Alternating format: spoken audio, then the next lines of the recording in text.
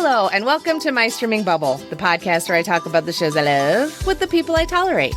I am your TV watching and talking host, Jen, and today Bex from Big Reputations is back, and together we're going to show you what it sounds like and how it's done as we take down your idol with strategy and soda pop so that we are free to talk all about K-Pop Demon Hunters.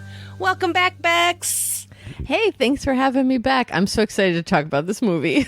Me too. So let's get our intros done and we'll get right into it. I'm so excited.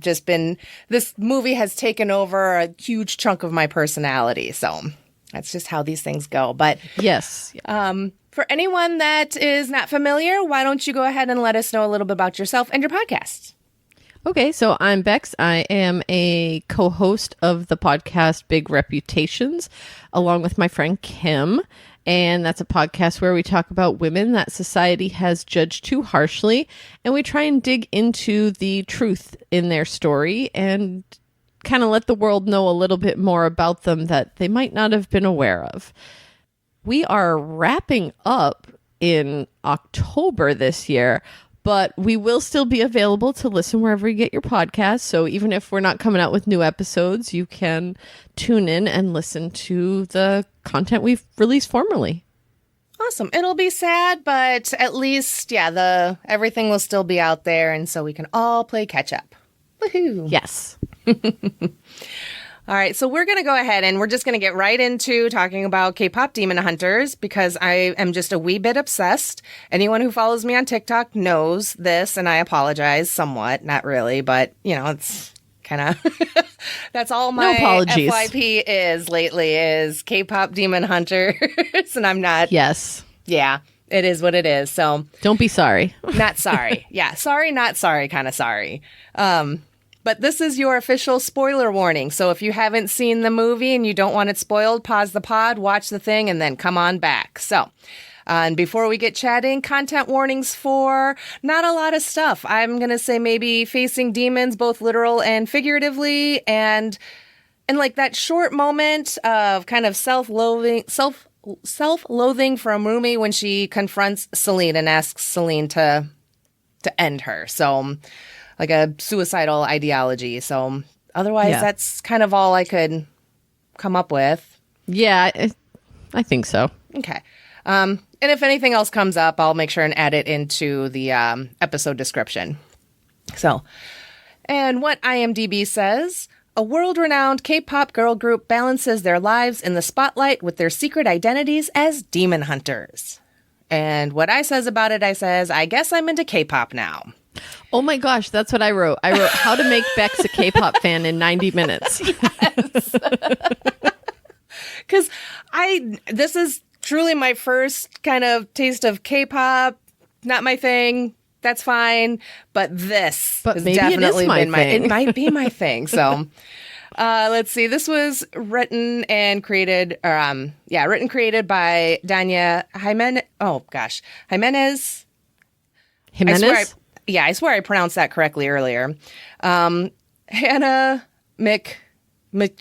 oh my God. Hannah I didn't even write this down, so I can't help you. Michin. Oh my God. And Maggie Kang. I apologize. It's directed by Chris Applehans and Maggie King. Stars Arden Cho, Mei Hong, Ji Yoon Yo, An Hyo Seop, Yoon Jin Kim, Ken Jeong, Lee Byung-hun, Daniel Dae Kim, and many more, including the K-pop girl group Twice. Yes. And it is currently only streamable on Netflix. So yeah, I think it's they are technically the producers of it. Yeah, like them and Sony. So or the production company. Oh, okay, and Sony. Gotcha. Yeah. So there's a chance that it might be on DVD if it's in conjunction with Sony and not just a Netflix thing. That would be nice. Yeah, I agree. All right. So, Bex, what are your general thoughts on K-Pop Demon Hunters? Ah! I love it. Ditto! It's funny. We sat down to watch it one night and Sean will take credit. My husband, Sean, will take credit for wanting to watch it. And I was like, but I think I want to watch it. And we tuned in one night. We thought it was a series and not a movie. And it was one of those nights where we only had like a half hour. We just wanted to watch something real quick before we went to bed. So we put it off for a couple more nights, and then we're like, okay, we've got enough time for a movie. Let's do it. And we sat down to watch it, and it was just like, all right, I'm on board with this. Like right away, really, honestly. It wasn't like, oh, where's this going? Is it going to be interesting? It was like right from the beginning, the whole thing, like you see them on the plane in that beginning scene, and you're like, did they like just fuck off? Or like they're like, oh, forget our concert, we're gonna go hunt demons. It's like, no, actually they've been kidnapped. Yep. And I was like, okay, I'm on board. This is funny. I don't know, there was so many things about it, but I think the fact that it got me right from the very beginning was really helpful. What did you think? So this movie was recommended to us by our oldest, our 14-year-old. He had like watched the trailer before it came out, and he's like, maybe check it out after it comes out. And then he's like, all right, I got some time. Watched it. He instantly really liked it. He watched it like a couple more times, and then he was like, we should watch this for a family movie night. And I was like, we haven't had a family movie night in forever. So when you get a 14-year-old to suggest family movie night, you got to get on board. Exactly. I was like, I don't even care. It's his idea. Like, we'll watch it. So I didn't know anything about it. I hadn't watched the trailer, went in totally blind, and I'm just like, yay, family movie night. So I didn't have like the highest expectations. I was like, it'll probably be fun and cute and funny and all of that. And it is. But seriously, it's like every passing minute, like you said, in that opening scene on the plane and everything, as that kind of scene progressed, and then the singing and the fighting and everything, I was like, oh, damn, this is all right. I'm here. I'm paying attention. I'm on board. And then it was during the song Golden and the big reveal about Rumi having the patterns. Like, my son was looking at me and his younger brother kind of back and forth, waiting for our... waiting for the reaction. Waiting for the reaction. Awesome. And so I gasped and I looked at him, and he's like, I know, right? So... absolutely loved it. I have watched it almost every single day since then. I've listened to the soundtrack ad nauseum, to the point where my favorites keep shifting now. Oh, okay. All right. Yeah. I like this. Because after the first time we watched it, my son was like, so which song is your favorite? I'm like, dude, I don't know. We only watched it the one time.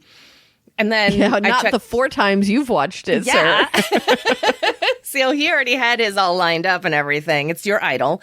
And so I got real familiar with the soundtrack, watched the movie a whole mess of times, and I'm like, oh my God, I can't believe how much I fucking love this movie. So yeah, I actually bought the soundtrack. And I'm not a big music person. Like, music doesn't move me in the way it moves a lot of other people. It's often like comfort background or whatever. I do like to sing along to songs when I've heard them a whole bunch, but the last like music I bought like this was probably the Barbie soundtrack. And so like this to me is up there on that level of like getting on board with singing along. I would absolutely agree. I cannot stop singing the songs, humming the songs. I'm at work and I'm singing them, just, humming them or whatever. And it's like, as soon as I get done recording or watching something, as soon as my brain is done being preoccupied with other things, and it's just like, then it's back to the soundtrack. So I'm just okay, like, it's so just what nonstop. happens to me is in the middle of the night when my old lady body gets up and decides it needs to go to the bathroom in the middle of the night, like old lady bodies do, one of the songs will inevitably be in my head, and I'll just like, it'll start playing in my head at like 3 a.m. I'm like, no, just go to sleep. Like, this is not the time to be singing along to Golden or to, Take Down. Take me down to sleep, please. Right? Exactly. So I can't listen to the soundtrack at night, or else it'll definitely be in my head. Yeah, I could go like the whole day and not listen to it but still have it playing in my head. And I'm mostly okay with that because they're happy, they're great songs. They are fantastic songs. And everything about this movie keeping me awake. Yes, agreed. That's a that problem. would be inconvenient and annoying. So I understand that. But yeah, the songs, I wasn't expecting this movie to be as good as it was, have like the themes that it has. It cut a little deep for me, deeper than I was expecting. And for all of that, I love it so, so, so, so much. So do you have like a favorite like character, or are you team Huntrix or team Saja Boys? Oh, definitely Team Huntrix. I mean, Yeah. Saja Boys, come on now. Yeah. Come on now. When they were doing the basically the hot sauce scene, Yes. I was like, okay, this is definitely some like Korean game show level silliness, and I'm here for it. But that's when you actually like learn their names in the Saja Boys, and I'm like, it was giving me mad like Spice Girls energy, because it was like mystery, romance, Genu, baby, and Abby. Abby. Yeah. I was like, okay, this is okay, sure. And I just feel like, I guess mostly because we don't get to know a lot of the other members of Saja Boys, but I love Huntrix. I love the way that the team comes together. I love how they talk about their backstories through the fans, but they also reveal more of those backstories through Golden, right? Like each of them had, like, Rumi's talking about the queen she's supposed to be, and she was the daughter of one of the singers in the previous generation of Hunters. And, Zoe's talking about like hiding her colors and all of that. It's like not letting her creativity shine because she thought she was like, people thought she was weird. And Mira with the whole like, how my, like, I was like a wild child and this and that, but like, hey, guess what? That's how I'm making my money now. What? Yep. I don't know if I can pick a favorite of the three, though, because I felt like they all three work so well together. I liked Mira's energy a lot. I think she just, like, her dryness was so appreciated. And then she'd like show up in a polar bear in a bow like sweater, and I was like, girl, you are all like, you embody all of this energy, and I love this for you. If I have to pick a favorite character, well, it might be the Tiger Kitty and the crow. And the crow. But human characters, I think it would be Bobby, because I just love Bobby. Oh, he's Bobby. so innocent. He's so innocent. He's the best. I was so happy that Bobby was sweet, kind, and supportive, and not like a toxic manager and always pushing the girls. And I love that the girls were just as supportive of him. And they're like, you take the spa day. And he's like, what? No, I can't. I'm a 36 short for the robe. And then he was off. It was so good. And that support was like reciprocal between Bobby and the girls, but also among the three of them. They really truly did support one another in their decision. Like, even when Mira and Zoe were like, okay, we just want to relax, and then they're like, oh, Rumi's like, I released the single, because she had her motivation behind that. They're like, well, all right, we're doing it, let's do it, and they were on board. And even when they learned her truth later on in the movie, they weren't mad at her for, like, they weren't mad at her for having those patterns, I guess, because she's not a demon, but like for having the patterns. It was the hiding it from them, the feeling like that she couldn't trust them with her secret. And when there was so much more to it, Celine. hate her so much. You know, you get it, and you can understand that sort of generational, like, oh, but it was just too much conceal, don't feel energy, right? Like we're channeling that same mentality of the older generation to the younger generation about hiding your differences from the world. Yeah. And masking yourself. And like, I get it, right? Because there is a vulnerability to sharing that. There is a risk to sharing that. You know, people are discriminating. Obviously, we can use it as an allegorical reference for discrimination for people with differences, whatever those might be. But like, how do you build a trusting and loving community if you don't share? And it's very frequent, like when families with the older generations don't share their histories with the younger generations, it's like it does both generations a disservice, I think. I completely agree. Yes. Yeah, fucking Celine, and we'll rant about her properly here in a little bit, but yeah, I do love the breaking that kind of generational, those cycles and everything, because that is very much like can be generational boomer age. You know, my mom having been born and raised in South Korea and then moved to America with my dad, she still very much held on to a lot of those ideas of how we were to present ourselves and not being too over the top in any one thing, but not being like too quiet or being too mousy, you know? So a little bit of that Zoe-ness in, you know, too loud, too quiet, or, you know, since she grew up in the United States, and being Korean, always kind of feeling like, you know, probably feeling like she's too Korean for the States, but too American for Koreans kind of thing. And always feeling like not fully belonging, and not being able to be her true self. And I think hence all her notebooks and everything. So yeah, that's a great point. Thank you. I think that in the first time I watched it, I didn't really absorb so much the idea that she had grown up in the US. They said it directly, but like it was just kind of in passing. But on the second watch, it definitely stood out to me more. And I think it makes a lot of sense what you're saying about like her notebooks and her like finding an outlet that wouldn't judge her. Right? Like the notebooks aren't going to judge you. Yep.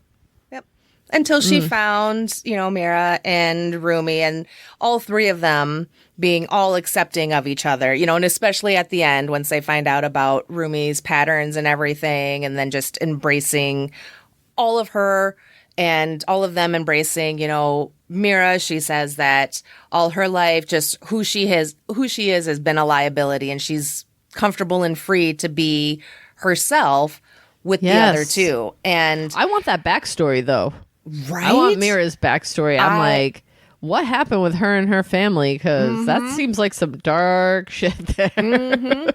Oh, God. So it's like I messaged you that like my son and I were talking about a bunch of different K-pop Demon Hunter theories, and most of them are just ones that we have run across online. So one of the ones that I saw the other day was that with Mira, that there's a chance that she might be like part demon or something. And not to say I subscribe to any of these, but I think they're all very interesting because she's the only one in her family with pink hair. We see in Rumi, the patterns radiate pink. And there was another theory that like Mira's brother is actually one of the Saja boys. I can't remember which one. So let's hope it's not one of the ones they were shipping her with. Because no, thank you.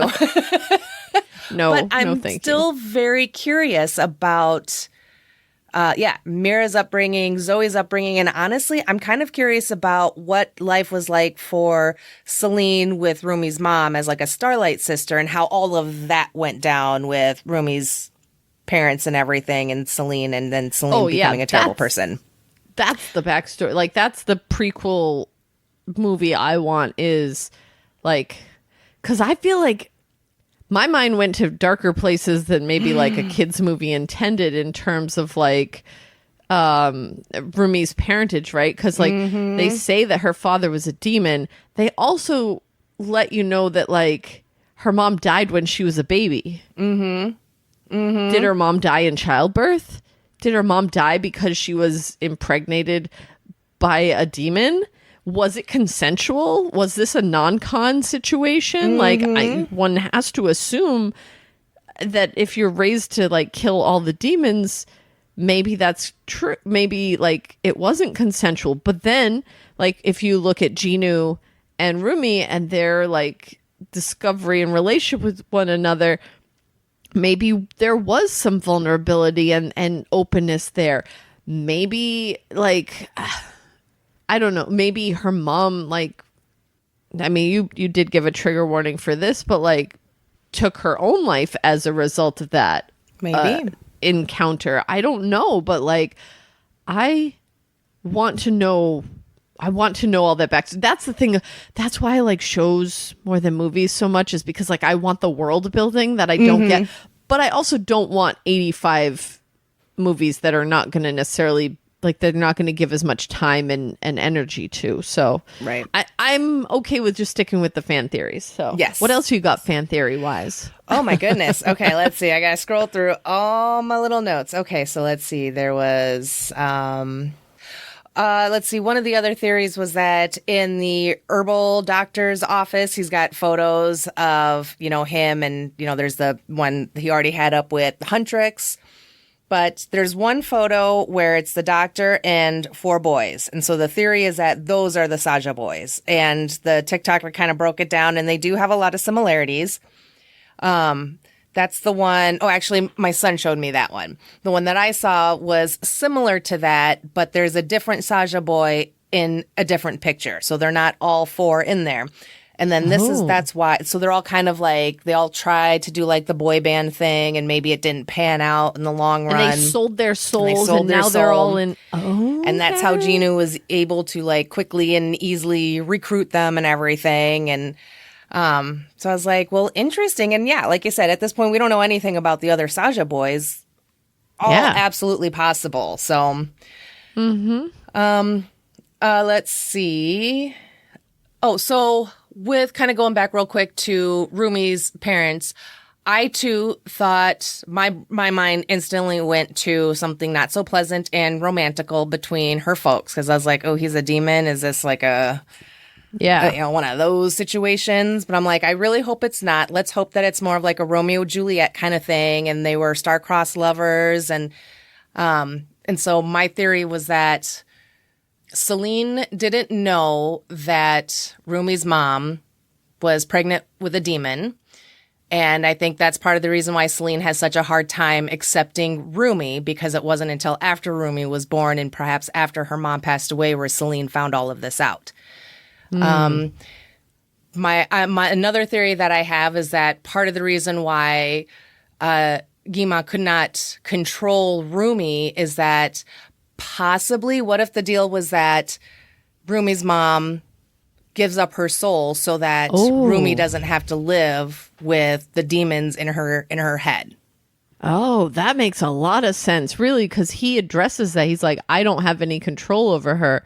Almost like he's resigned himself to that fact. Oh, wow. Yeah. Okay. Yep. Yeah. And that would make sense, because she would recognize that, like, oh, this is what's going to happen to my daughter. I want her to live a good life. And that would be why it wouldn't be like dying in childbirth, but maybe like a year into it or something, when she starts realizing like, oh, my daughter's hearing this voice and it's Gima. Oh, wow. And maybe that's part of the reason why Celine has so much resentment towards Rumi, and why she couldn't look at her at the end, kind of being reminded of all of that. Maybe, yeah. I am I mean, fuck Celine, but I'm very interested to see how all of that kind of went down with her and Rumi's mom, because I think for the most part, the fandom is very much fuck Celine. And I think the movie does a really good job kind of painting her as that villain type. So it'd be interesting to see if there is any kind of redemption for Celine in the next I feel movie. like that's a big reps episode. Too bad we're wrapping up. Yeah. I don't know if I would fully redeem Celine yet, though, but No. I do think there are a lot of nuances to it that we don't get to see because of the fact that it is a film and that you're trying to tell this story in 90 minutes instead of even, 10 half-hour episodes or something like that. Yeah. I do think so was Celine in the Starlight Sisters as well? Yes. Right. Okay. Yep. And so that's why she's part of like training the girls to become the next generation of singers. Yeah. I'm just curious about how like the three of them came together, right? Like how they brought, like we get that Rumi is like, a Nepo baby, basically. Yes. Yep. But that's not true of Zoe and Mira. So is this like something you're born with and you just have to find the people who do this? Is this something you're trained to see and recognize and they just happen to find like a couple of other girls who like meshed well with Rumi? Like I really want to know how Huntrix came about. I had the same questions as well. And part of me almost wonders if maybe Celine, if it isn't like she doesn't run like maybe some sort of like girls' school or something for, to bring up pop stars and everything. And that's how they kind of eventually find the ones that can harmonize and okay. Is that because that's a thing, right? Like it's kind of like there's like schools or camps or like you go to like train to be a K-pop star. Is this accurate? I have no idea. Look, you and me were both on the same level of K-pop knowledge. Right, exactly. So bigger K-pop nerds, let us know. How does that all work? Because I'm just thinking too, just like how, in the 90s with the boy bands, it wasn't like there was a boy band school, but there was the one skeevy icky dude that was responsible for like pretty much pulling all the boy bands together. So in my mind, Celine is not the same, but within the same orbit of someone that's like pulling people together to form these. Yeah, it's like tryouts. Yeah. Okay. Yeah, I can see that. Yeah, I really liked the three girls' relationship with one another just throughout, constantly being supportive, but like no one's getting mad at Rumi for not going to the bathhouse. Like they're disappointed, but they're like, hey, we respect it. And like, okay, next time, hopefully someday. And then of course they stumble into like the men's bathhouse instead. That's so funny when they're hunting those demons. I love it. So silly. So silly. So silly. One of the other things I saw on TikTok from a couple of different TikTokers was how K-Pop Demon Hunters is an allegory for queerness. And there was even an interview with, I'm not sure if she was like one of the writers or producers or whatever, but she had said that when they were coming up with the script and kind of writing Rumi's story, they did keep in mind queer people's struggles of like coming out and how that, that mirrors a lot of that. One of the other TikTokers, or one of the comments I saw in one of these videos was that Rumi's story is an allegory for not just queerness, but maybe specifically for being trans. And the part that I like that they mentioned was about the bathhouses and how before she came out and came clean about her patterns, she couldn't go to the bathhouse, right? She wasn't comfortable. She wasn't secure enough, all of that. Once she was able to accept her patterns or, accept being trans, now she's able to go to the woman's bathhouse. And I thought that was very interesting. That others accepted her, right? Yes. Yeah, that is interesting. So yeah, I thought that was really interesting. I thought that was a really cool kind of look to take on it. Yeah, so I appreciate the different with the perspectives. ableism angle. Like I thought of it as like, hidden disabilities and things that people don't recognize and don't see visually that make you feel othered. The way Which is funny because like her patterns show up in weird spots and sometimes they don't. Otherwise, she has a lot of makeup or some like some like skin toned leotards or something that she's wearing under because she's not always fully covered. But like the wearing long sleeves and the zipping it up to her neck is like hiding those scars on your body that might come from like surgeries or I also thought of it in terms of like eating disorders, not to get into too much detail with that, but just that idea of like hiding something from the people that you think you're closest to because you just don't know how they'll accept you. So I can see how it works for queerness. I can see how it works for, ableism and issues surrounding that. But yeah, I do think it does a great job of allowing the audience to identify with the different characters in all those ways that they somehow feel othered. And I think that's what Golden is all about, right? Is like, these are our differences. These were our insecurities, but we're going to use them to our advantage. We're coming up, right? Yeah.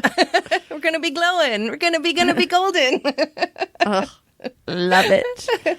Love it so much. Well, and maybe that's why this movie resonates with so many people, because it's very it can be interpreted in so many ways, queerness, ableism, or just anything that we might be ashamed of, that we're not ready to embrace within ourselves and therefore can't share with even our closest friends and family and whatever.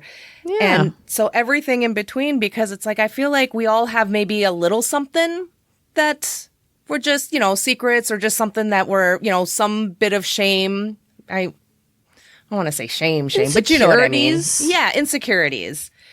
So it's like, I love that with Rumi, with Mira and Zoe, there's a little bit like you can relate to one or two or all three of them for kind of different reasons, but it's and that's what I think helps bring the fans into it, what draws everyone to this movie, which helps seal the Honmoon and keeps us protected because it's 2025 and goddamn it, we need to keep those demons away. Yes, for real.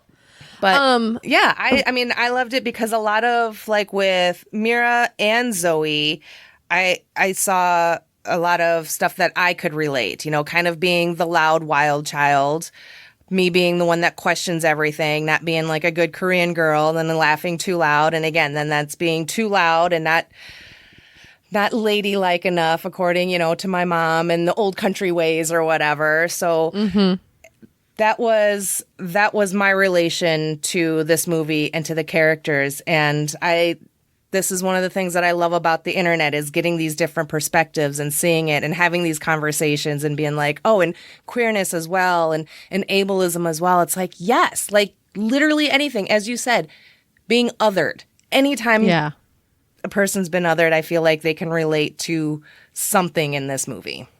And that's fantastic. Speaking of like you growing up Korean with a Korean mother, your mother was born, you said, in South Korea, right? Yep. That like the language part, because on Netflix, I don't know if there's a different setting for captions where you can get different things, but they like when they spoke in Korean, they just gave like our alphabet version spelling of the Korean words. They didn't translate them into English. And I thought that was a really great choice. I was wondering, like, did you know what they were saying? I did not, because I was very much, it was part of my own journey of, being Asian in America and eventually coming to terms and, all that kind of those issues. So I very much kind of pushed away growing up my Korean heritage, because as I got older and I learned, I'm like, okay, so I was more about like assimilation and fitting in, because, Korean in Iowa, not in the English as a second language program. I didn't fit in with the other Korean kids, and yet I didn't fit in with the white kids. Yeah. So Yeah. I did not. And it's funny because it's like when I watch Squid Game, I understand more out of Squid Game, but it's usually when they're cussing and calling each other like bitches and assholes. I'm like, I know those words. Thanks, Mom. But I did think about that, when we were watching it with the kids. I was just like, man, you guys, I was telling my husband, I was like, the kids have so much more options when it comes to Korean programming, shows and movies with streaming. Whereas growing up, we didn't have that. My mom would help out a friend that owned a Korean store in Iowa City, and it was like a grocery store, kind of a diner, lunch counter type place, but also you could rent VHS tapes of Korean programming from Nice soap operas to game shows. So my mom would do that, and that's how she would watch her Korean shows. And so I was telling my husband, I was like, man, our kids, they have all of that. We didn't have any of that. I didn't have any of that growing up. It just makes me so happy. I think my mom would have gotten a huge kick out of it watching this movie with the kids. And I was like, I just love that for them. And my husband's like, yeah, well, now you have Squid Game, so it kind of makes up for it. So I was going to ask you that too, like in terms of Korean program, besides like Squid Games and this, like, are there other shows that you've watched and like kind of gotten some of that cultural like resonance from, or? Let's see. Not really. I mean, I guess in my older, with streaming and having it all that much more available to us, I'm more partial to the horror and everything. So like Train to Busan is one of my absolute favorite, one of the best. I've watched a few other ones. There's like Seoul Station, which is like an animated movie, which is kind of like the prequel to Train to Busan. That was really good. I watched The Wailing, which is, what was that one? I think that was zombies in Korean. Either way. So that's about as like Korean culture as I get is through the horror. All right. I was curious because the first Korean show I ever watched were Korean American. That's a lie too. It was Korean Canadian show that I watched was Kim's Convenience. Yes. Mm-hmm. And I love that show. I really enjoyed that, and that's where I started like recognizing a handful of words, mostly like namesake, like name words, right? So that's what like. Some of the characters that I loved in this film, they never called them this, but I labeled them as like let me see if I can pronounce it. Harmony. Okay, yeah. Oh, yes, right? That's grandma's. Yep. Grandma. Like the little old ladies that were like the K-pop fans. I just ajumas. loved them. So those are the ajumas. So ajumas, they're like aunties. Yeah, just kind of older Korean women. Typically, I think when I looked it up earlier, just to make sure that I had my definition correct after I defined it to my kid. According to Google, it's married women, I think, with children 30 and over. And I was like, that's rude.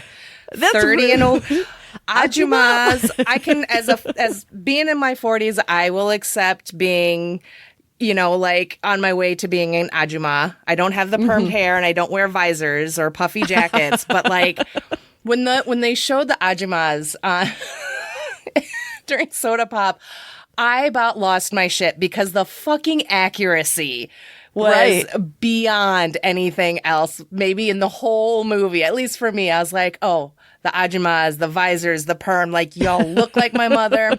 And then there's the one scene where they're just kind of clapping along, and just the way that they clap is exactly how my mom, and I've seen other, like her friends growing up, when they would sit around and like singing and probably drinking and everything, that's how they would clap, was just like the ajumas. And I was like, what? So I loved it. They were amazing, but the one that comes back later, the ajuma who's like selling the bracelets, I loved her sass too. She's like, here, I'm gonna give you this bracelet, you gotta find yourself a new man. He's hopeless. Or I loved that too, because you know what, up until maybe more recently, it was always, it's always like the woman that's the problem, right? So I love that in this situation it was very much like, girl, run. This is not it, girl. Find something else. But you you know what I love from that scene, which I only caught on my second watch, the bracelet that she gives Rumi in a later scene after the two have their, is it Free? Yes. The song that Jinu and Rumi sing together. After that scene, when Guillemot pulls him back down to the underworld, the tiger cat and the crow are there, the three-eyed crow with the hat. He keeps stealing it from the... I made it for the tiger, but he keeps stealing it. Yep. But the tiger cat had the bracelet in his mouth. And he was like bringing it to give to Jinu. And I was like, oh, the tiger cat ships it. Yes. Like, I don't even know if I ship it, but like as friends, yes. As like soulmates, is like, but I loved that it didn't really get too romantic. It was more just like, we see each other, we get each other, we're experiencing that thing together. But I loved that the bracelet kind of had a through line, Yes, all the way to the underworld. Oh, I know. And I love that tiger. I love that derp ass tiger. And did you notice at the very end of the movie, when the girls are leaving the bathhouse, Zoe's sweatshirt is the derp tiger? I did not. That's awesome. I only just noticed it the other day, and I was watching it with my 14-year-old, and I was like, "Did you see Zoe's sweatshirt?" And he's like, "What?" So I had to rewind, and so we geeked out about that. But you got to rewind and watch those little bits. I just love that it didn't matter. Like, most cats tip shit over and like go about their lives because you know what? They're cats. That's just how they roll. Yeah. That's what they do. But this tiger cat, he's just like, no, I've got to stand it back up. It's like, I really don't think he was an underworld. Like, it was like when they took the Janets to the bad place and tried to make them like good place. Janets be in the bad place. It was like this tiger kitty. He was just like, he was so sweet, and even the bird was like, yeah, it was a little creepy because it had three eyes on one side of its head, but like other than that, it was a real nice bird. Like, they were fine. There was a lot of sass. It did some eye rolling and everything, Yeah, but that's what made him great. Exactly. Also, I love that all we get is that the hat is for the tiger, but the bird, like, that's it. That's all we know about those two, and I love that. It's like, wait a minute. Like, I felt like I had more questions, but yeah. Yeah. So a teeny tiny hat on that big old derp tiger's head. I mean, that's stupid cute. So it's, yes, I'm here for it. Also, the fact that it's the same hats that they wear in the Idol song there. Yep. I'm like, what is that like? And maybe this is my lack of knowledge of Korean culture, but like, is that like a typical clergy outfit for like a Korean?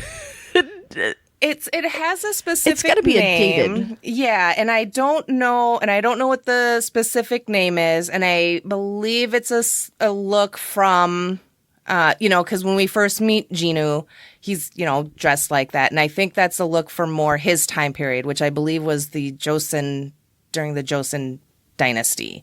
Okay. So, long time ago. And yeah, I don't know enough about Korean culture to probably really speak on this, but I'm going to rely on TikTokers. So yeah. Honestly, that's what I would do. yeah. So it's very much like a dated cultural look. Okay. Some of the other TikTokers, in terms of like cosplay, have said that that's not really something that it kind of sounds like it might be a wee bit walking the line of cultural appropriation if you wanted to cosplay like one of the Saja boys in that demon look. Gotcha. So, gotcha.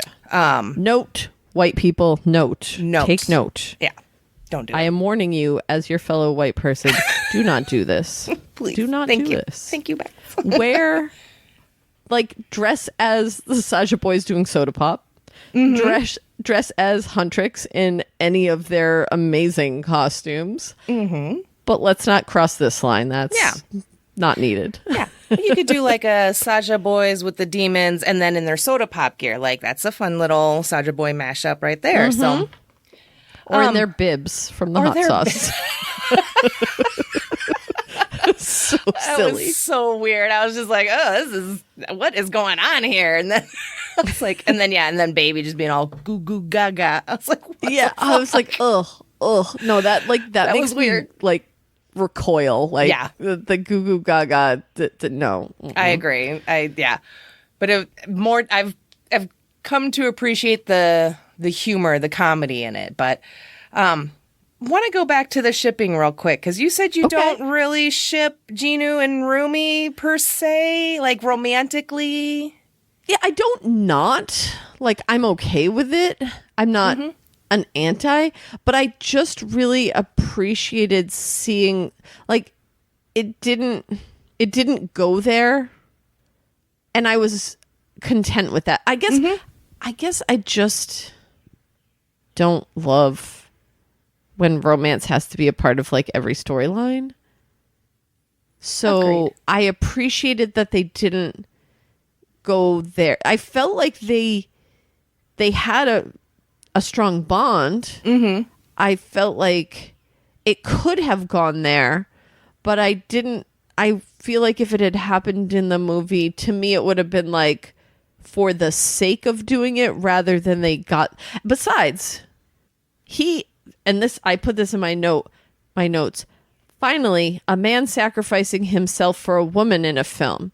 It's great because it shows Jinu not being selfish and like sacrificing for someone else.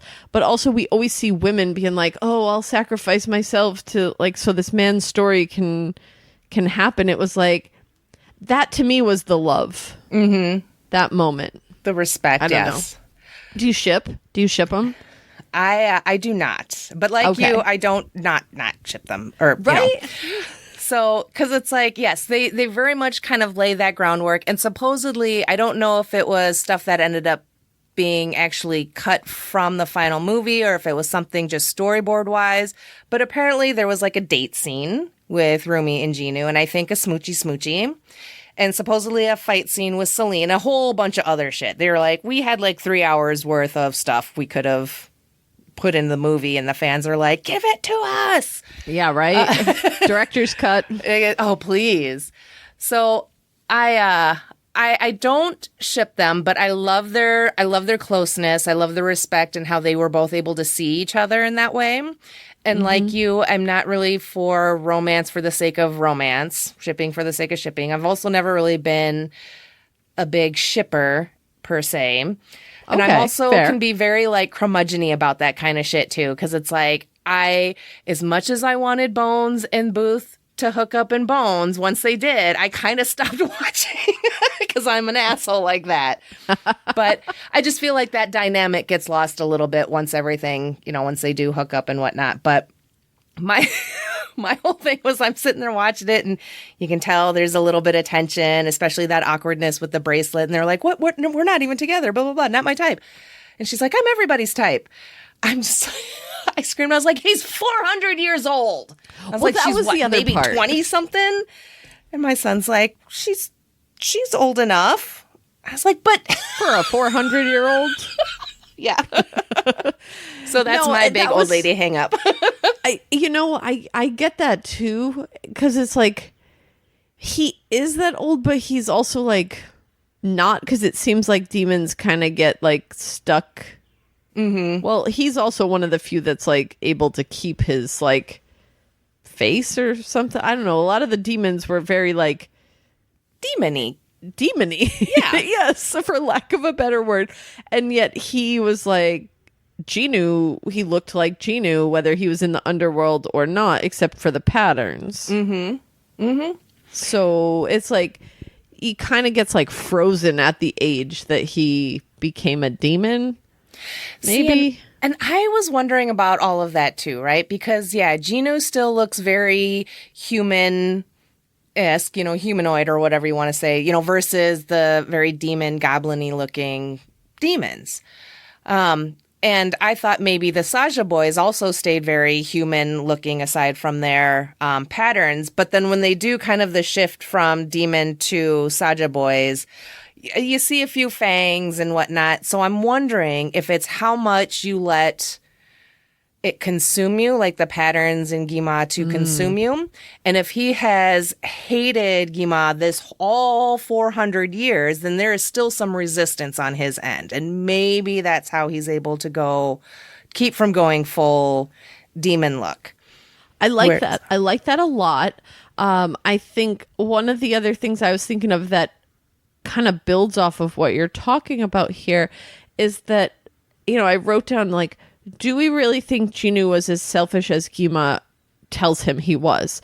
And that the demon look could also be about like how much of a sinner that you are as well. I didn't think about it that way until you started talking about like the holding that hatred and not letting the demon element consume you.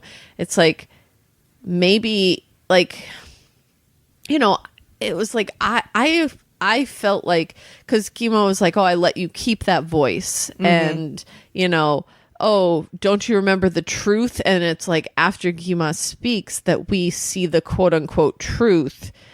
And is that the truth, or is that like a manipulation that Gima put in Jinwoo's head about what happened to his family when he went to the palace to probably get a better life for them? But they were like, oh, yeah, but only you can come.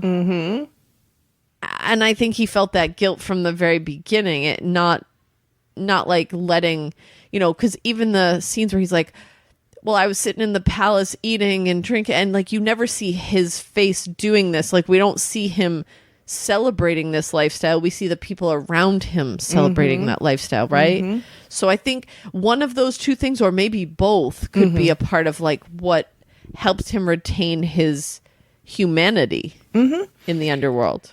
And I do not think, I think the story that Gima gives us is the lie, is the manipulation to try and keep that stronghold on Jinwoo. Because the one and only time we do see Jinwoo's face in like a flashback is when he is, quote, confessing to Rumi about how, yes, he went and he left his family. We see his reflection in like a bowl of soup or something, or a bowl of water real quick. And it's real quick. There is a bit of a smile, but it's like, he's not smiling with his whole face. You know what I mean? Like there's still a sadness in his eyes. Did you pause it there? I did real quick the other day when I was watching it. But it isn't like just pure excitement and joy and jubilation, like and all of that. Trying to just like mask it and fit in kind of thing. Yeah, that makes sense. It definitely does. And you figure, so he gets his musical skill from Gima, and from there the king is like, hey, you're fantastic, you're gonna come live in the palace with me, but your family can't come. Under any king in any dynasty, when is a common person able to say no? So right? I don't think Jinwoo even had a choice to bring his family.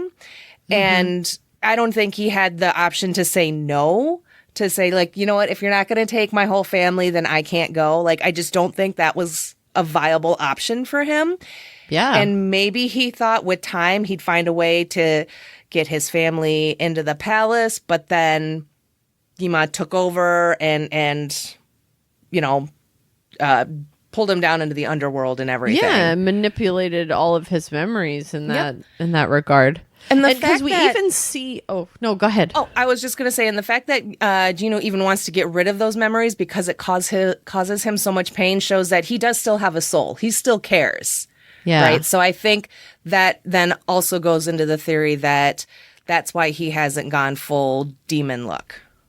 And he also pushes back against Gima. Like all the other demons are groveling at his feet, and he's over here singing a song about how like this like fire, this flame, this demon, like, oh, is he even any good anymore? Like, can he even do, like, so he pushes back. Like, it's more than sass. So I think all those elements combined can play into him maintaining that humanity. Yeah. And I do have to say, when we are first introduced to Genu and he's singing that song about just talking shit about his boss right to his face. Right, like, we should have known then he was a fucking baller. And like, probably still a pretty decent fella under all of those patterns. Yeah.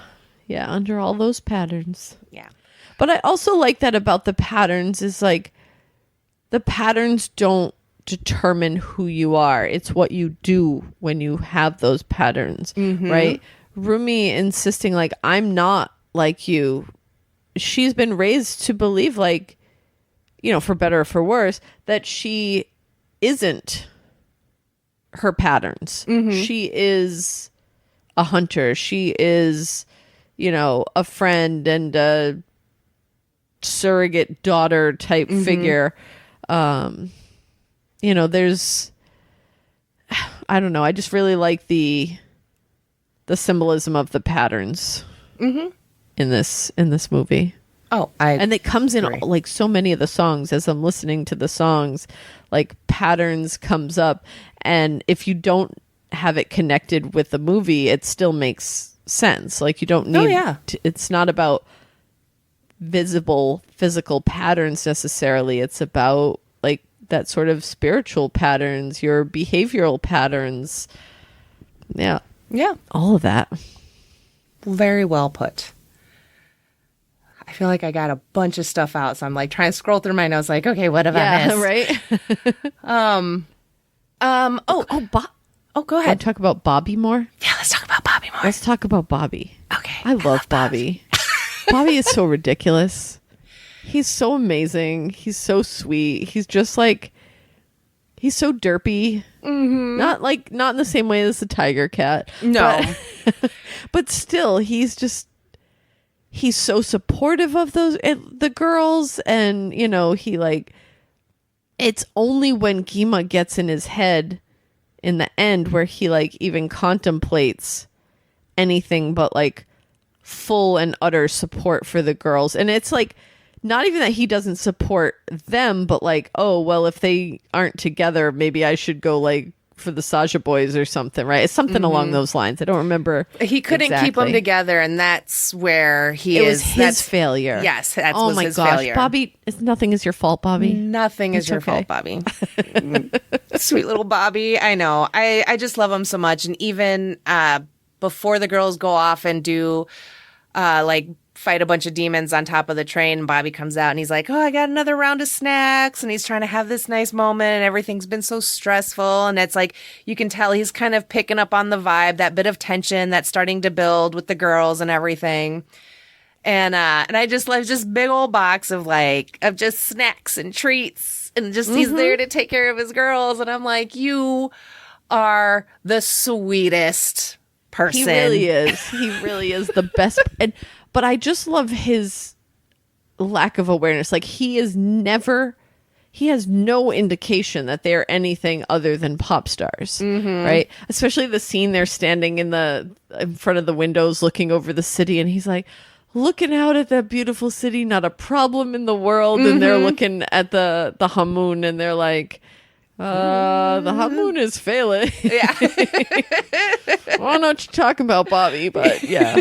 It's like, they're just social media numbers. And even he himself knew in that moment, you know what? I need to take a break. I need to put the screen down, take in some, a scenic view. So he is also about self-care and is somewhat self-aware of when he needs to just chill. Yeah. And just take a step back. And you know what? That's it. Gotta love a man that knows when to just stop. Gotta love a man who knows when to stop. Period. Yep. Podcast is over. We're done here. We solved the world's problems. Bobby, you solved the world's problems. Thank you, Bobby. Hi, Bobby. Hey, Bobby. And they're always so excited when he calls. They're like, hey, Bobby. Well, and that's what I love is like even a character like Mira, who's like really gruff and really, she has her soft side, and we get to see it in her relationship with Zoe and Rumi and Bobby. Like we see that genuine trust and relationship, and like even when she comes in and talks to Rumi is like, hey, what's going on? Like something's up. And she's like, you've been off. It's out of care and concern, not accusatory. Yes. Right? Like, oh, yeah. Yep. Yeah. And one of the other TikToks I saw was breaking down Mira being the black sheep of the family, the wild child, the one that's kind of cast aside and all of that. And so she, of course, knows the importance and the meaning of checking in on people and not doing it in an accusatory fashion and just being like, hey, why did you release the song already, so soon? Or why are you changing the lyrics? More just like out of a place of concern and love, and not like, why did you do that? I can't believe you did that. So they never got that. mad at her. No. I would have been like, girl, I really needed to sit on the couch for more than 5 minutes. They had all those snacks, and also all the snacks, all the food in this movie looked fantastic. The opening, the noodles. Oh yeah, on the plane, the ramen, the gimpops, the way Rumi like just first she sniffs it and then just basically does the classic cartoon thing and is just like gulping it down her throat, like not chewing it. I just have to say that is the only way to eat gimpas. I don't know of any other way to eat them. So, but when I saw that, I was so happy to see it because I was like, that's something my mom always made. I haven't learned to make it. My brother has learned. So when he came down to visit last time, he'd made me several rolls, which lasted only a couple of days for just me eating them. Just like Rumi. I love that. I love that. Well, but all of them eating the noodles, and they're like, "Oh, well, before the plane crashes, we got to like just gobbling down the noodles." And all the noodles had their own names on them. Yes, I love that. I love that they all have their own like signature noodles.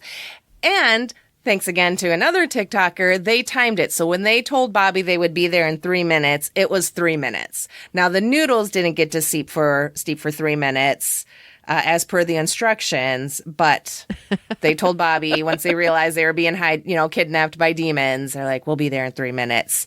And the person had their camera movie in the background with like a stopwatch and everything, and they landed like 2 minutes and 50 some seconds. I was like, That's love awesome. It when they do that. Yes. That's something that I think, and maybe it's a product of streaming and like the ability to rewatch like that. But I think film and television creators are much more aware of making sure that those things are accurate, that those things are, that there's consistency across the scenes, that, if someone's got their hand on their shoulder and here, if we now do we're getting the shot from the other angle, that hand needs to be in that same spot.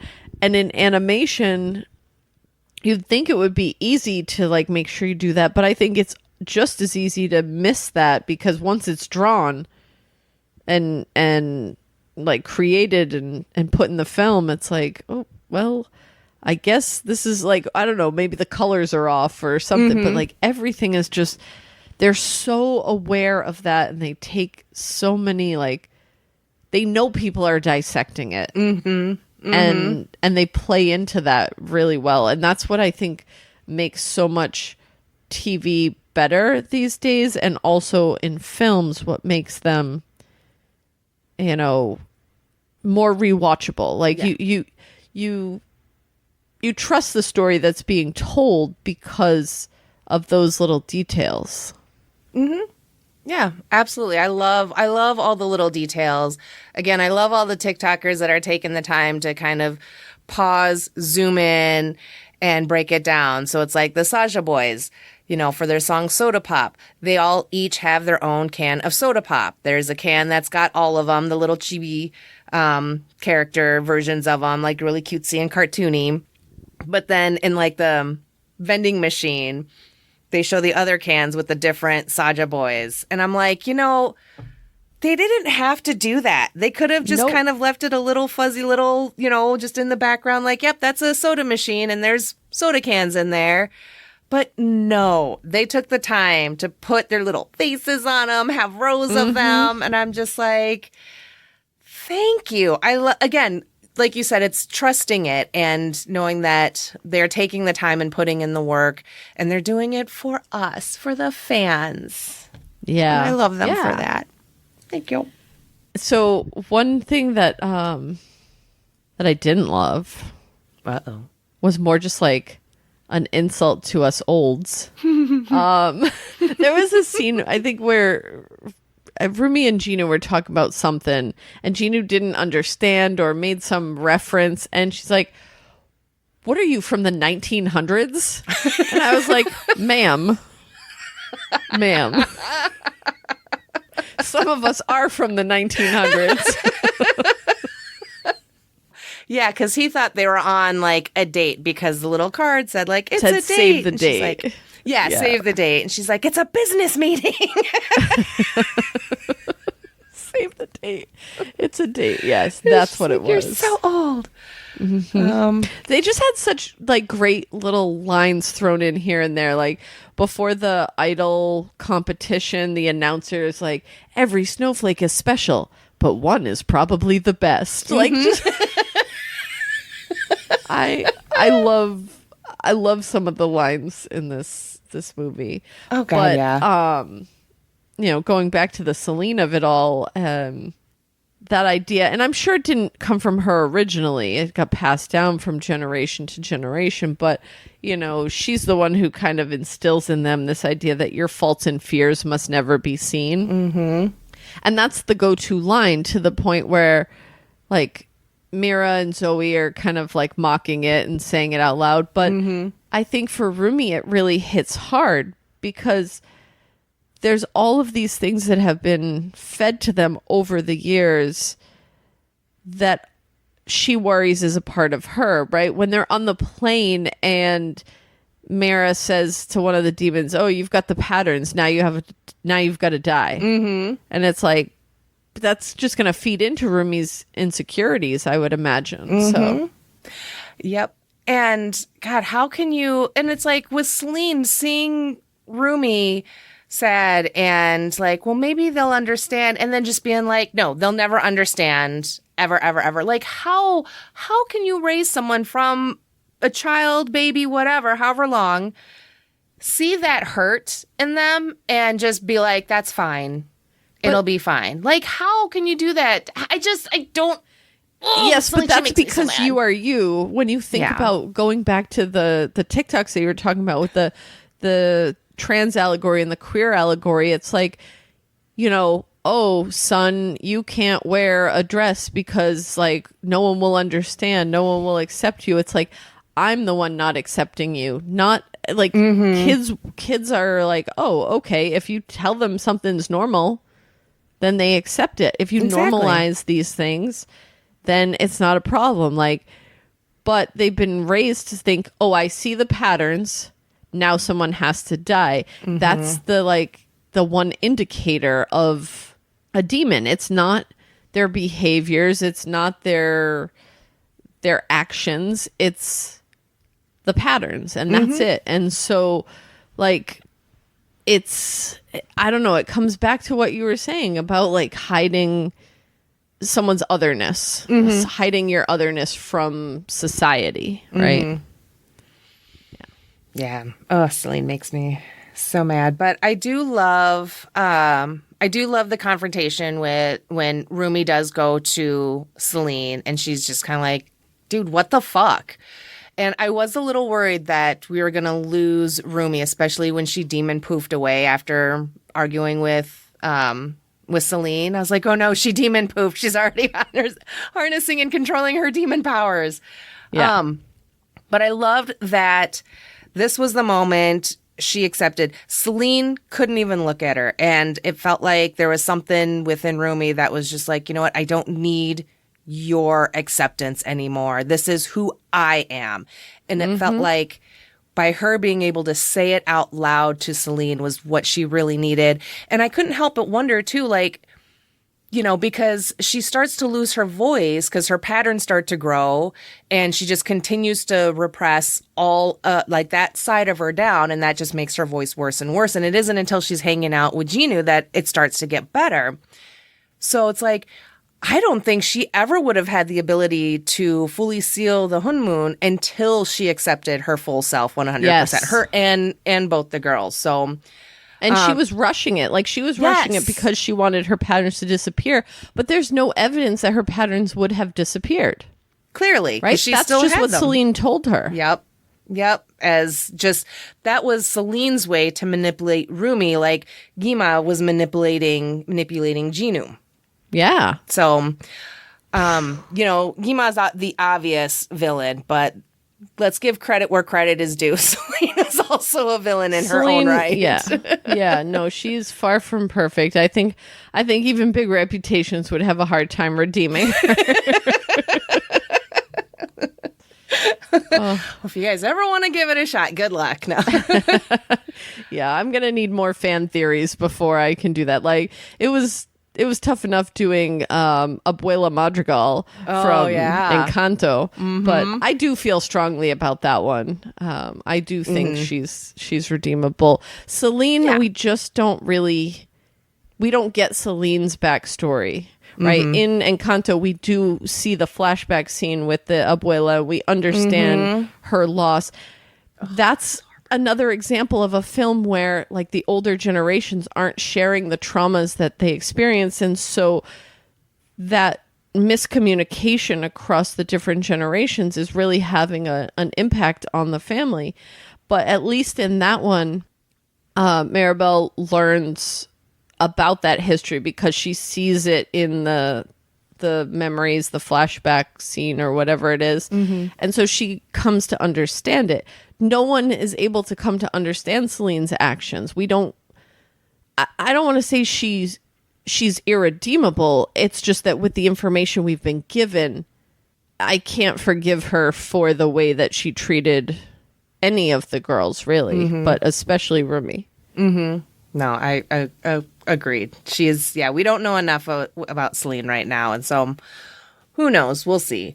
But yeah, I loved, like I said, I was a little worried that we were going to lose Rumi to the demonness, and we didn't. We get back to the big show and your idol, and then she comes out and she's very much just like, I love that she told Celine that if this was the Honmoon I am supposed to protect, then I'm glad that it's broken. Yeah. And you're just like, oh no. But then she comes back and she's like, we're going to rebuild a new one that isn't about hiding our faults and our fears, but one that's about accepting ourselves and all of us and all of our friends, no matter what kind of thing. And what's that one called? The song, What It Sounds Like. Oh, yes. This is what it sounds like. I swear to God, that song will start and I always get a little verklempt, but man, that is like one of the best moments too. And it's like when the girls, Zoe and Mira come out of the trance, out of the hold of Gima, and then they're all coming down their platforms, they run together and they hug and then they embrace, and then their outfits changed. And I don't know if you noticed, but Zoe and Mira, their sleeves have patterns that mirror Rumi's patterns. I did. They're so subtle, but they are there. And that just makes me want to cry even more. But then the best part about all of that, is they do their little strut and they do that little cunty walk and you're just like, yes, shit is about to go down. I loved it so much. Yes. That whole scene. And then, I knew Jinu was going to step in one way or another. I don't know if I knew completely that he was going to sacrifice himself, but I had a little chuckle. I was talking to my son because I was like, he kind of had his own little like tuxedo, with like Sailor Moon and stuff, because I love Sailor Moon. Yeah. And I was like, Gino's moment there felt very like Tuxedo Moon, where he's just going to step in and assist a little bit so that Rumi / Sailor Moon can continue to defeat the evil. Except Tuxedo Mask never just like fully sacrificed himself like that. Yeah. I can recall. Well, but and either that's way. it too, is like Jinu's already dead, right? He's just sacrificing himself to an eternity with Kima and probably going to lose anything that he was quote unquote allowed to retain. Like, because Kima's always threatening him, like, oh, I'll take away your voice, I'll take away this, like, you don't believe that this could really happen, and manipulating him. And he knows his truth now, and that's why I really think like it was not nearly as dark of a truth as the one that Kima spouted. But I agree. Yeah, we finally get to see a man be the one to sacrifice to progress a woman's story. Thank you very much. Thank you. Thank you, K-Pop Demon Hunters. I love this movie so fucking much. And I'm very much looking forward to a second movie, possibly a third movie or a fourth. But see, we got to be careful. We don't want Land Before Time 700, like we just... Good point. I want more because I want more of the world building. I love world building. But at the same time, I don't want more because I just want it to exist in this this sort of bubble of perfection that I think it is. And then let the fans write, Celine's backstory, Rumi's mother's story, Chinu's family story, like all of that. Let that happen through the fans. I don't know. Yeah. I would be content with 2 more movies, each one focusing more on, Zoe and Mira. Okay. I'd be fine with that. And then hopefully through their stories, we get more of the puzzle pieces of Celine and kind of how all of that and how they go about recruiting the different hunters and everything. I also just loved, by the way, the beginning and the hunters through time and seeing, K-pop through the ages. What was 19th century K-pop? And for the youngins out there, that's not back in the 1900s. That's back in the 1800s. Yes. Yes, I loved it. The fashion, the looks, everything. Yes, they were serving. Yes. Absolutely. 100%. And then one of the other things I saw was that, in the beginning, in the first hunters arrive to fight off the demons, one of the first blue, souls that they used to help build the Honmoon, the theory is that was Jinu's family, his mom and little sister, or whoever it was they left behind. Looks very much like them. So I'm like, I like it. I love people who do this work for me. Same. I can pick up on it now. Okay, you've told me this is here. I'm going to watch it with that in mind. But I miss so many of those things. Yeah. I catch other details, like I said, like the bracelet in Tiger Kitty's mouth there. I was like, oh, I like that. That's sweet. It's just reminding Chinu of like, hey, Kima might tell you like X, Y, and Z, but this is what's real. Yes. This is what's tangible. This is what is like inside you. I don't know. Yes. And I hope that now that Jinu, as far as we know, is gone. And, we see at the end of the movie that the tiger kitty and the bird, the magpie, I think it's supposed to be based off a magpie, are just hanging out, like, in Seoul or whatever. I hope they are their permanent pets because especially if Zoe's wearing a hoodie with Derp Tiger Kitty's face on it, I think they have been introduced and adopted. Could you imagine? I want to see Zoe's reaction to Derp Kitty. Titty. Derp titties. Derp titties.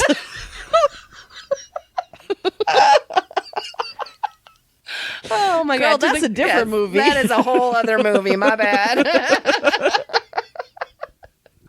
But I love it. She would have had like the best, cutest reaction though. I could just see it. Just like, oh, absolutely. She'd be like, you're so cute. That cuteness aggression comes out. Cuteness aggression. Yes. Hands down. So right. I love that we've been talking about this movie for almost the length of the movie. Yes, I know.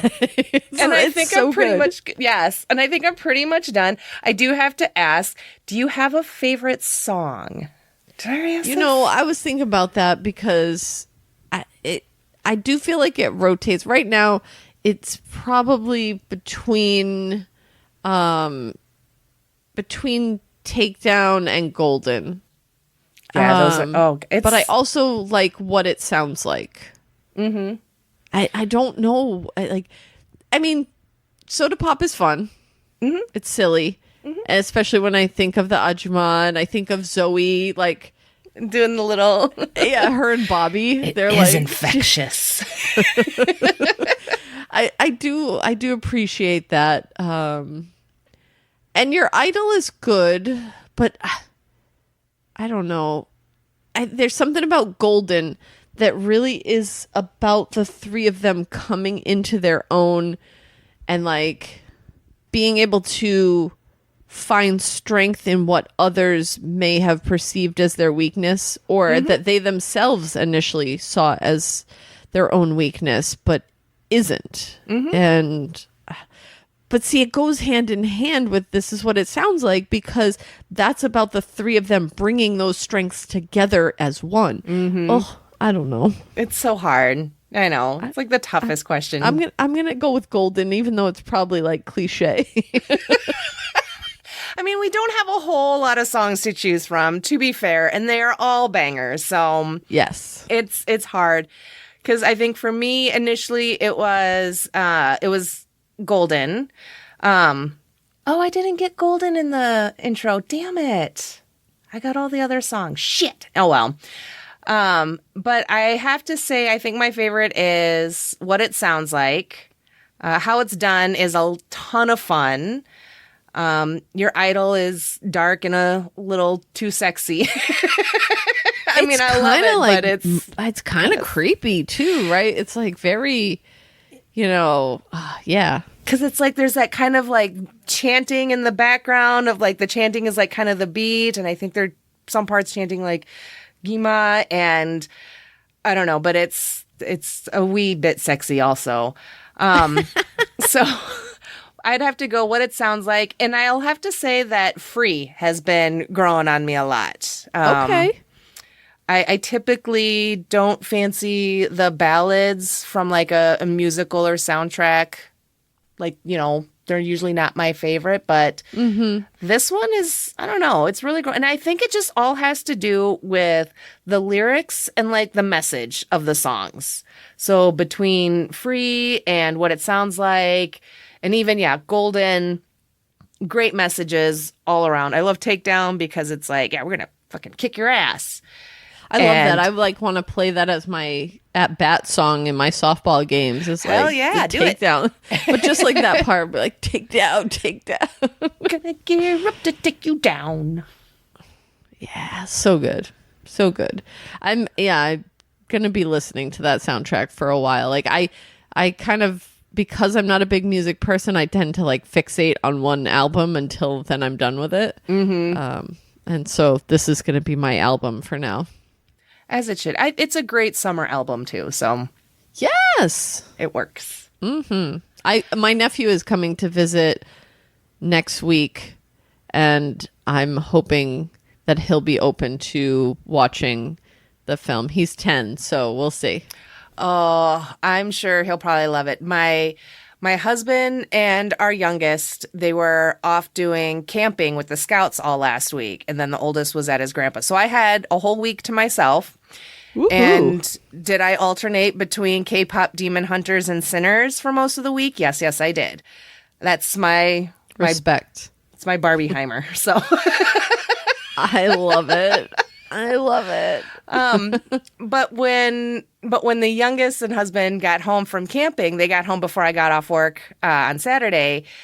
I walk in the house and the youngest is already sitting there in his underwear watching K-pop Demon Hunters. And I was like, that's my boy. Well, and the thing is, my nephew comes every summer and we like introduce him to like different movies. It's been a lot of Japanese, like Miyazaki.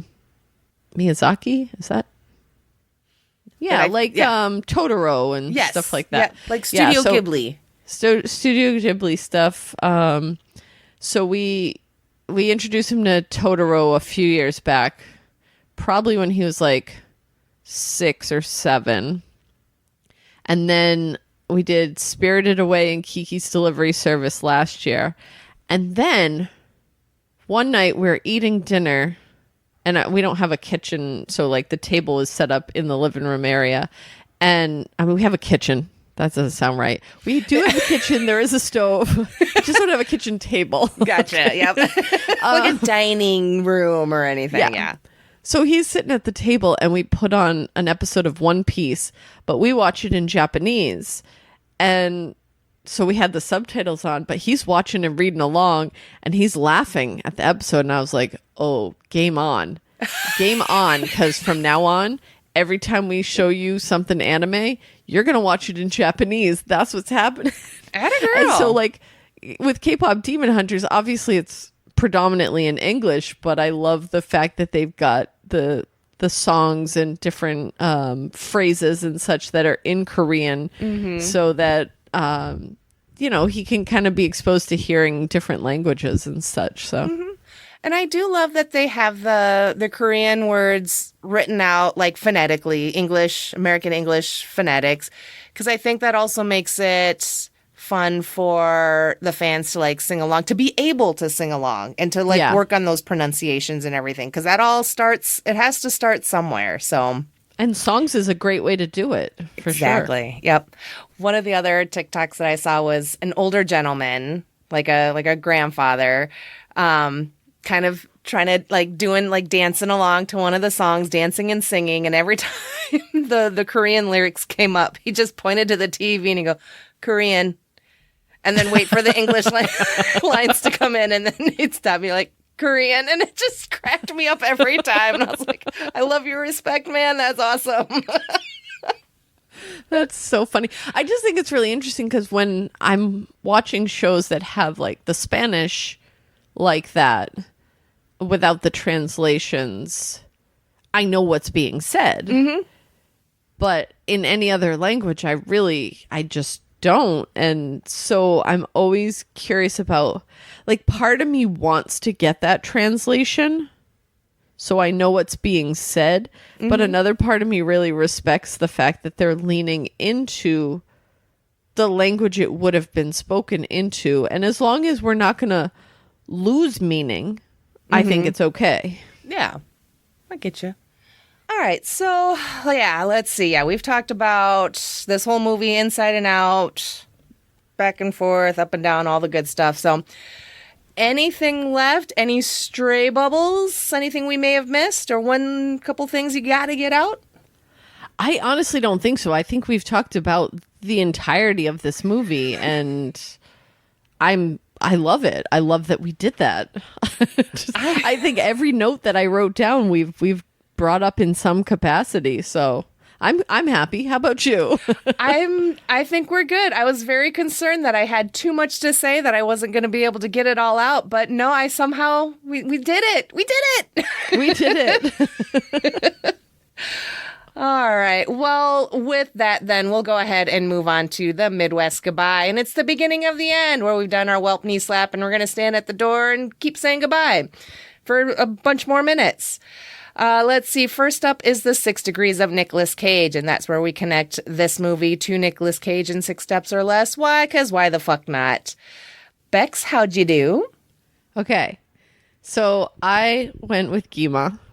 Lee Byung-hun was the voice of Gima.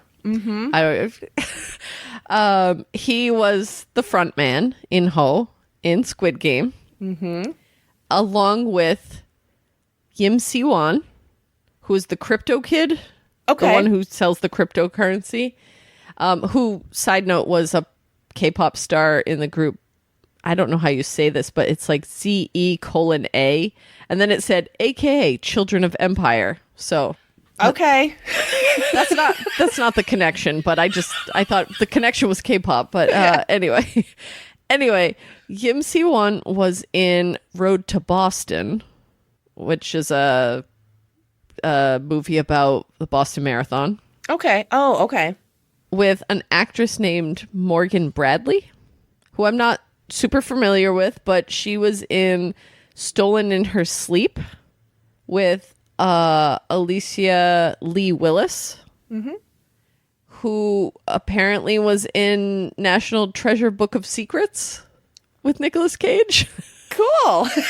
Yeah. I'm like, I don't know, but I was trying to go like, not go with Ken Jeong, which I figured would be the most straightforward way. And then even when I got to Squid Game, I was like, well, I could go with the main character, the main actor, but I'm gonna try and dig a little bit deeper and around. But yeah, Nice. that's what I got. Awesome. Well, I got a little nervous because I too started with Lee Byung-hun and went to Squid Game with the lead actor, Lee Jung-jae. He was in The Acolyte with Carrie Ann Moss, who was in Memento with Guy Pearce, who was in Seeking Justice with Nicolas Cage. All right. What I liked about this one is because all the actors were actually Korean and not, besides Ken Jeong, who's, I think he's Korean American. Maybe he's Korean.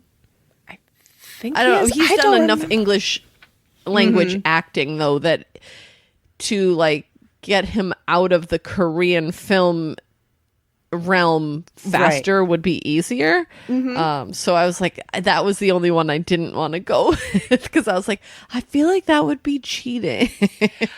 Felt like that. I agree. I was trying to avoid going with Ken as well because I was like, that would be very easy to get to. I felt like very easy to get to Nicolas Cage. So, but I was like, I still got to go with some people that I know. Right. It needs to be somebody who'd been in something else that audiences would know. Because I could start naming off a bunch of like K-dramas or something I've never seen, you've never seen. Oh, all right. Well, very good. So let's see. Up next is what's been streaming in your bubble. So what have you been watching or reading or what you been up to?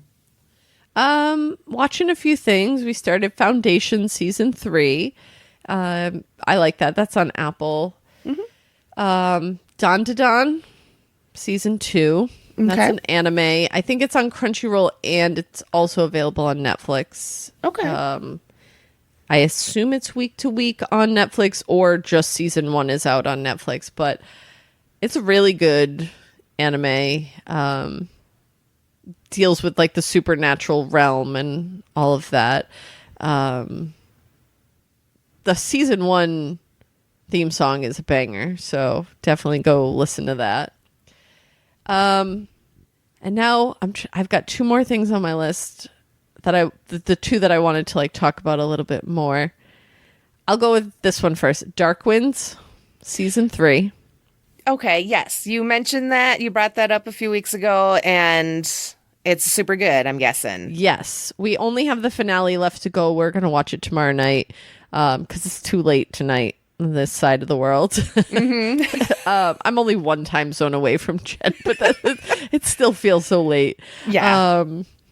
Yeah, it's been really good. And speaking of the multi-language thing, there's a lot of times the characters are speaking Dene because they're on the Navajo reservation, and sometimes the subtitles just say speaking Dene, and I'm like, oh, but I really want to know what they're saying. Yeah. Translate it, damn it. But yes, I am. I think I mentioned on the last episode that I love the actor who plays the main character in that show. His character's name is Joe Leaphorn. His name is Zane McLaren.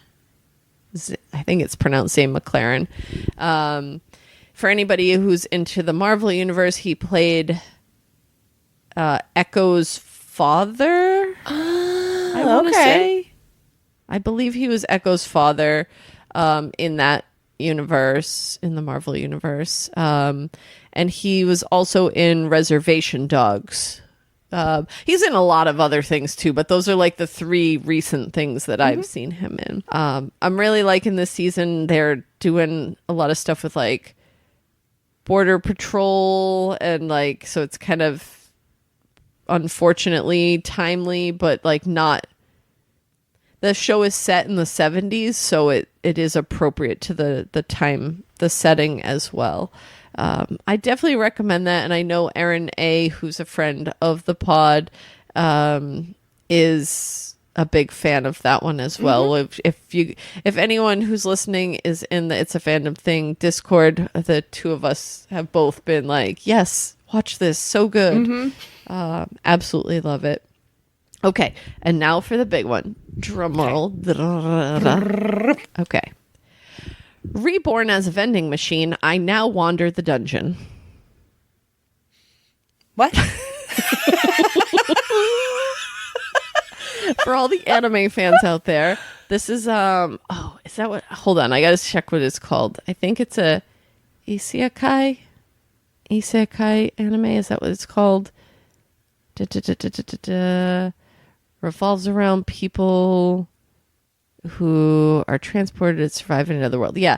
So it's like it's a thing in anime that's a common trope, I guess, where you're like reborn into another world or body or experience. And this guy, in the opening like 30 seconds of the show, gets into a car accident and collides with a vending machine, and then is reborn as a vending machine. But instead of just being in the regular world, he's now in like some fantasy realm with like people who hunt like mythical creatures and things like that. So he's a vending machine in like a medieval setting world. And it you would think like, how the hell do they make that good? But it is really good. It's really good. It's so ridiculous, but he can't speak fully, but he can say, like, there's a bunch of catchphrases that he has as a vending machine, like, thank you, come again, like, hello there, right? And so he can answer yes, no questions by using some of his canned phrases. So he says, like, hello there when he means yes. And I forget what no is, because as people start putting coins in him and he can give them like food and water, he develops the ability to like add skills so he can transform into other types of vending machines. And in the latest season, he's starting to learn how to like, he can only do it based off of the canned phrases he has, but he can take different sounds and piece them together to kind of like speak. Okay. It's good. He's a very important member of this team in defeating the villains. It's called Reborn as a Vending Machine, I Now Wander the Dungeon. That is an amazing title, first and foremost.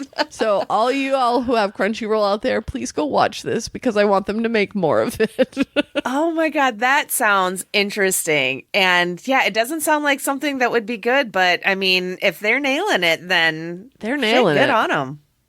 Right on. Let's see. Where are you with One Piece? You still working? Oh, I crossed over episode 800.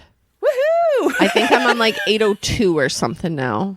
Nice. Yes. Good job. Yes. Oh, yep. We'll have to do these periodic check-ins to make sure. Yes, periodic check-ins for my One Piece. I love it. When I catch up and I have to start watching like the simulcast, I don't know what I'm going to do. I'm just ready. I'm used to watching it when I want to watch it. Mm-hmm. But it's for anyone who doesn't know it by the numbers but knows it by the arcs, it's Whole Cake Island with the character Big Mom, but I call her Cake Mom, partially because it annoys my husband, but partially because I think it's funny. I'm like, oh yeah, because he used to watch it before I did, and I was like, this was the first arc that I like observed him watching it, and I was like, you know, asking him questions. I'm like, oh, what is that arc with the Cake Mom? And he's like, her name is Big Mom. And she's on Whole Cake Island is the arc. And I'm like, oh, okay, Cake Mom. Got it. Yeah. Yep. Cake Mom. I love it. Oh, just love doing all the little things to like get at the husbands. That's half the fun of having a husband. Exactly. What else are we supposed to do with them? No. Let's see. So aside from Sinners and K-Pop Demon Hunters, I watched and finished Agatha All Along the other day. I really enjoyed it. It doesn't look like there's going to be a second season, so that's really stupid. And also stop with the short seasons. Otherwise, because we just need more Catherine Hahn, plain and simple. Yeah. They were just doing it to like introduce Wiccan, I assume. Are they going to do like a Young Avengers? It's, you know what, honestly, it's been so hard keeping track of what they are doing and aren't doing in terms of the MCU and Marvel characters, because there's been projects that have been brought up and then dropped. And so Kim and I just did an episode on the Scarlet Witch. So that came out at the end of July for everyone who's listening. And we talked about like the reincarnation of her sons as Wiccan and Speed from the Young Avengers. So I assumed that maybe that was the way they were going, but maybe not. Who knows? I mean, a little bit, I suppose, but it's hard to say because of how it ended. It kind of ended where you feel like there's going to be another season and, you know, adventures are going to continue and all of that. But I don't know. So who knows what they're going to do with any of those characters moving forward. And I agree. Disappointing. But it was still, I still really enjoyed it. Again, it could have used more episodes and just, like you said, more that world building for Agatha and stuff. So, but last night I watched Opus. It's on Max and Hulu, and it has a pretty stacked cast. It has Io Adebri, John Malkovich, Murray Bartlett, Juliette Lewis, and I swear at least like a couple other people whose names are escaping me. And that's big. It is a hell of a cast, I thought. And so it's basically like she's like a journalist or whatever, and her and, you know, the people I just named off their characters, they go to, like, John Malkovich is like this recluse musician, kind of weird, wacky, and out there, living on some compound, very cult-like. Chick gets, you know, starts to get a little weird and everything, and I enjoyed it. I did think some parts were a little on the slow side, but like kind of the more unsettling parts were done very, very well. It's not like it's not gory, but there is just kind of enough tension and everything that during some of those scenes, it kind of had me on edge, and it was just like, and then I loved kind of, I guess, I'll call it a bit of like the twist at the end. So I don't want to give too much away, but I thought it was really good. I'd probably give it like a good 7 out of 10 because of the cast. And again, I really liked the ending. I was fucked up. So okay. All right. Yeah. And that's Opus, you said? Yes. All right. So all right. Well, that is going to do it for us today. So, Bex, thank you so much for being here. Thank you for suggesting this movie. I'm so happy that you did. This has been a ton of fun. So thank you so much. And before we go, if you want to go ahead and let folks know where they can tune in to the final season of Big Reputations. Yeah, well, I mean, Big Reputations, wherever you get your podcasts. That's my favorite thing about podcasts, right? Yeah. They're just everywhere. As I mentioned, we just had an episode on the Scarlet Witch come out, and there's a former Patreon exclusive. I'm not sure if that will come out before or after this episode, but there's a former Patreon exclusive episode where we talked about Practical Magic, the film. Ooh. And how unimpressed I was by parts of it, which is scandalous to the millennials, I know. But also how that movie would have been better with Bill Pullman in it, because Bill Pullman makes everything better. But it was a really fun and funny episode when we did it. I just remember making that episode and being like, It's a shame this is only going to our Patreons. And so then we decided this year when we were releasing a few older things that would be our one movie that we released. But yeah, so you can find us wherever you get your podcasts. You can also follow us on Instagram at Big Reputations Pod. And if you just want to follow me, I don't know why, but cool. I'm on Blue Sky at Dr. Bex PhD. That's DRBEX PhD. Awesome. And thank you to all the lovely bubblies for listening today. And until next time, keep streaming. Goodbye. Bye. If you're enjoying this podcast, be sure to let me know by rating and reviewing on a podcast player near you, and by sharing your favorite episodes with your friends, family, and mail carrier. Then be sure to follow me on all your favorite socials like Facebook, Instagram, Threads, and Blue Sky. Just search My Streaming Bubble and I should pop on up there for ya.